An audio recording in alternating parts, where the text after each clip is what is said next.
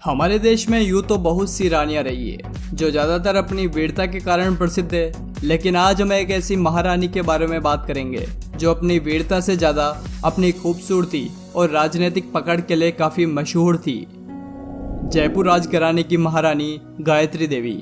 शाही परिवार में जन्मी गायत्री देवी का जन्म 23 मई 1919 को लंदन में हुआ। उनके पिता कूच बिहार के राजा थे और उनकी मां बड़ौदा की राजकुमारी थी। गायत्री देवी की शुरुआती पढ़ाई लंदन के क्लेडोवर प्रिपरेटरी स्कूल में हुई थी, फिर विश्व भारती यूनिवर्सिटी, शांति निकेतन, उसके बाद स्विट्जरलैंड में और फिर उन्होंने लंदन कॉलेज ऑफ सेक्रेटरीज में अपनी शिक्षा प्राप्त की।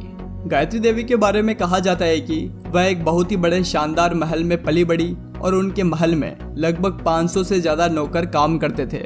इसी के साथ साथ गायत्री देवी को गाड़ियों और शिकार करने का भी बहुत शौक था। जब उन्होंने पहली बार चीते का शिकार किया तब उनकी उम्र महज 12 वर्ष की थी। महारानी गायत्री देवी एक अच्छी शिकारी के साथ साथ बेहतरीन घुड़सवार और पोलो की अच्छी खिलाड़ी भी थी। उन्हें गाड़ियों का भी बहुत शौक था। आज भी भारत में पहली बार मर्सिडीज W126 और 500 SEL लाने का श्रेय उन्हीं को दिया जाता है। इसी के अलावा भी उनके पास कई ढेर सारी महंगी गाड़ियों का कलेक्शन भी था। मर्सिडीज व रोल्स रॉयस जैसी गाड़ियों के साथ साथ महारानी गायत्री देवी के पास एक एयरक्राफ्ट भी था। महाराजा सवाई मान सिंह से उनकी पहली मुलाकात पोलो ग्राउंड में हुई और 9 मई 1940 में 21 साल की उम्र में सवाई मान सिंह द्वितीय के साथ महारानी गायत्री देवी का विवाह हुआ, जिससे वह जयपुर की महारानी बन गई। आपको बता दें कि महाराजा सवाई मान सिंह द्वितीय जयपुर राज्य के अंतिम शासक महाराजा थे। उन्होंने 1922 से 1949 के बीच रियासत पर शासन किया। 15 अक्टूबर 1949 को महारानी गायत्री देवी ने एक पुत्र को जन्म दिया जिसका नाम राजकुमार जगत सिंह रखा गया। महारानी गायत्री देवी राजनीति में भी सक्रिय थी। 1967 से 1971 के लोकसभा चुनाव में उन्होंने देश भर में जयपुर क्षेत्र से सबसे ज्यादा बहुमत से जीत हासिल कर लोकसभा की सदस्य बनी। वर्ष 1965 में उनकी मुलाकात लाल बहादुर शास्त्री जी से हुई, जिन्होंने उन्हें कांग्रेस में शामिल होने का न्योता दिया, लेकिन महारानी ने इस प्रस्ताव को ठुकरा दिया और भैरव सिंह शेखावत की पार्टी जनसंघ के साथ गठबंधन कर लिया। राजकुमारी गायत्री देवी की जिंदगी में सब कुछ सही चल रहा था, फिर अचानक से उनकी जिंदगी में बुरे वक्त की शुरुआत हुई। 19 जून 1970 को 57 साल की उम्र में उनके पति महाराजा मान सिंह द्वितीय का देहांत हो गया, जिसके बाद सन 1971 में भारत सरकार ने सभी रियासतों तथा राजघरानों से उनका टाइटल छीन लिया।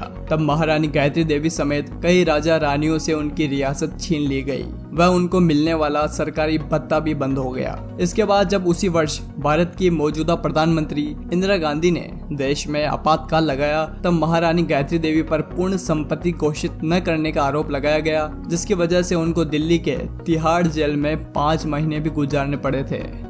महारानी गायत्री देवी कुल 3 बार संसद की सदस्य रही। वर्ष 1976 में उन्होंने राजनीति से संन्यास ले लिया और उसी वर्ष उन्होंने अपनी आत्मकथा ए प्रिंसेस रिमेम्बर्स और ए गवर्नमेंट गेटवे की किताबें छापी। संत रामराव द्वारा इस किताब को लिखा गया था। महारानी के जीवन में समस्याओं का पिटारा यही खत्म नहीं हुआ। सन 1997 में उनके इकलौते पुत्र राजकुमार जगत सिंह की लंदन में मृत्यु हो गई। इसके बाद महारानी पूरी तरीके से टूट गई। 1999 में कांग्रेस ने उन्हें लोकसभा के इलेक्शन में अपना उम्मीदवार बनाया, लेकिन बाद में महारानी गायत्री देवी ने इस प्रस्ताव से मना कर दिया। महारानी गायत्री देवी की मृत्यु। प्रधानमंत्री इंदिरा गांधी द्वारा लगाई गई इमरजेंसी के दौरान जब महारानी गायत्री देवी को तिहाड़ जेल में 5 महीने सजा काटनी पड़ी थी, तब उन्हें जेल में पेट संबंधी समस्याएं शुरू हो गई थी।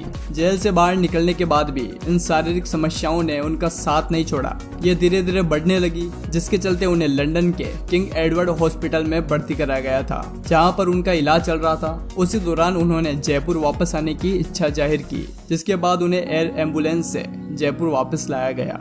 दुर्भाग्यवश 29 जुलाई 2009 को 90 वर्ष की आयु में उनका निधन हो गया। महारानी की मृत्यु के बाद उनकी वसीयत के अनुसार उनकी सारी संपत्ति उनके बेटे जगत सिंह की 2 संतानों के नाम हो गई, राजकुमार ललित कुमारी और महाराज देवराज सिंह। आज भी सारी संपत्ति इनके नाम है और इन सब की देखरेख करते हैं। तो दोस्तों, आज के इस एपिसोड में बस इतना ही। अगर वीडियो पसंद आए तो जरूर इसे लाइक करें और अपने इस हिस्ट्री चैनल को सब्सक्राइब करें और दबाएं इस बेल आइकन को, ताकि आने वाली वीडियोस का अपडेट आपको मिलता रहे। धन्यवाद।